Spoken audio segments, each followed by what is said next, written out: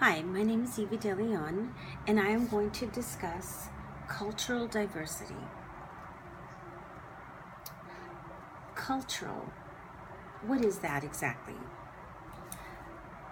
Culture is the language, norms, value, beliefs, and more that together form a people's way of life.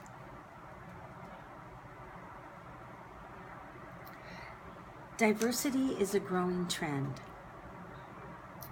The Census Bureau projects that by the year 2100, the U.S. minority population will become the majority, with non-Hispanic whites making up only 40% of the U.S. population. No doubt students will need to learn how to interact in a diverse environment, especially in the classroom. Multicultural education in your classroom. America has always been referred to as a melting pot. But what that really is a place where we strive to invite everyone to celebrate exactly who they are. There are 7 elements, according to experts, of culture: symbols, values, religion, norms, language, customs, literature, which includes art and music. Let's begin with the symbol. For example, the cross. A symbol is anything that stands for something else. For example, the cross. It represents our Christian faith. To some cultures, it may appear like 2 pieces of wood attached together, but to Christians, this cross represents the basis to their entire religion. I thought about this for a moment, and I realized the importance of what the cross represents to me as a Christian woman of God, and realized that there are some people in the different parts of the world that see the cross as just 2 pieces of wood stuck together. That's amazing to try to understand the differences between cultures.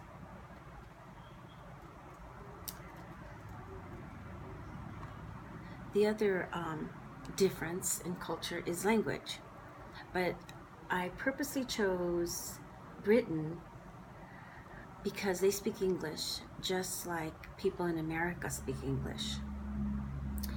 And I wanted to show how different English can be depending on where you were brought up, instead of choosing China or Mexico. And Britain, they say chips, and in America we say fries. In Britain they say sweets, in America we say candy. In Britain they say biscuits, but in America we say cookies. And although we're both speaking English, it's still very different. A children's melting pot.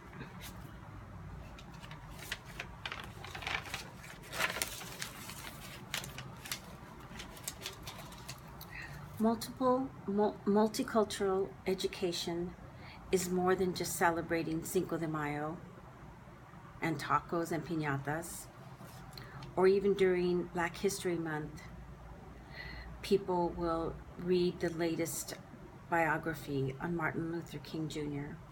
But the melting pot and the multicultural education is much more than that.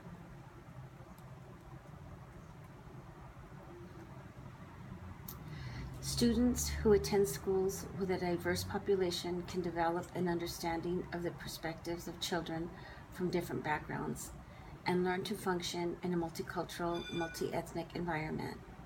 Yet, as public schools become more diverse, demands increase to find the most effective ways to help all students succeed academically, as well as learn to get along with each other. Schools must take a proactive approach to acknowledging diversity. And parents also need to assist in this area. If parents can work together with teachers, they can come up with things that will be more helpful in teaching their students various techniques in being able to learn and having structure in the classroom that will include activities that highlight diversity. Some teachers structure their teaching acknowledging the differences. For example, in one particular history class, they talked about the Vietnam War, but instead of just talking about the South Vietnamese citizens, they also included the North, because they're all Vietnamese, but yet it was so different, the North from the South. And the feelings of the soldiers and diverse views of Americans were taught to the children so they could learn that there was so many similarities and differences between them.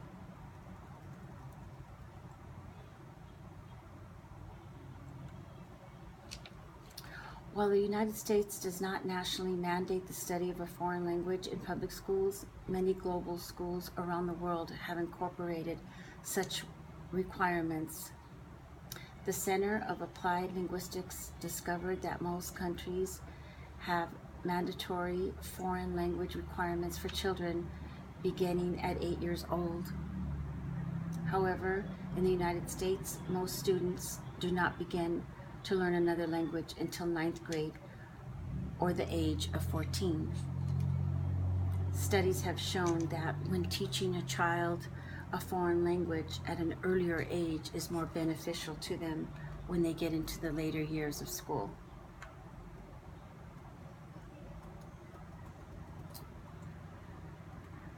Cultural costumes and languages and literature and the roles that the teachers play in the classrooms all make up a part of the multicultural education.